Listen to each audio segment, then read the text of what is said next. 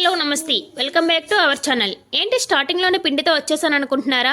అవునండి, మనం బయట మల్టీగ్రెయిన్ ఆటా పిండి కొంటూ ఉంటాం కదా, అలా కొనకుండా మనం ఇంట్లోనే చాలా హైజెనిక్గా తయారు చేసేసుకోవచ్చు. వీడియోలోకి వెళ్లే ముందు ఛానల్ ఫస్ట్ టైం చూసినట్లయితే సబ్స్క్రైబ్ చేయండి.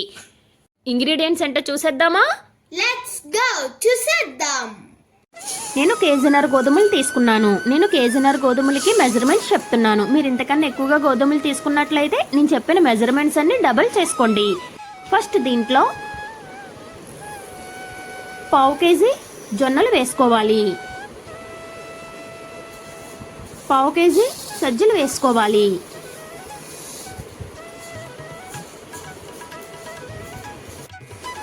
1/2 కేజీ రాగులు కూడా వేసుకోవాలి.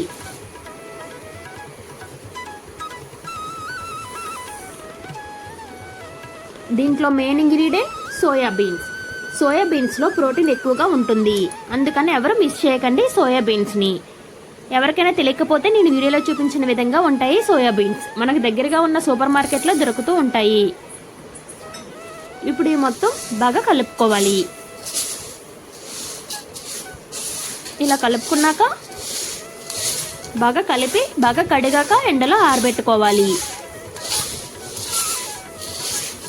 బాగా వెండిన తర్వాత మిల్లు పట్టించుకోవాలి.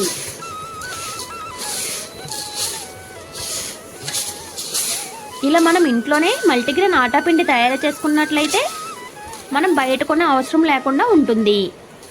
ఈ మల్టీగ్రెయిన్ ఆటాతో మనం దోశలు, చపాతీ, పుల్కా ఏమైనా చేసుకోవచ్చు. నేను చెప్పిన మెజర్మెంట్స్తో మీరు ఇలా కలుపుకున్నట్లయితే మనం గోధుమలు తగ్గించినట్లయితే మనకి చపాతీ మళ్ళీ రాదండి, విరిగిపోతుంది. అదైతే గుర్తుపెట్టుకోండి.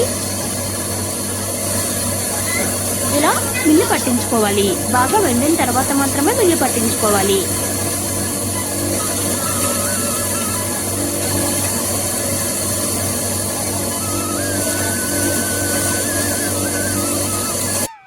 ఇలా మెత్తగా పిండి పట్టించుకున్నట్లయితే మనకి 4 రోజుల పాటు స్టోరేజ్ చేసుకోవచ్చు.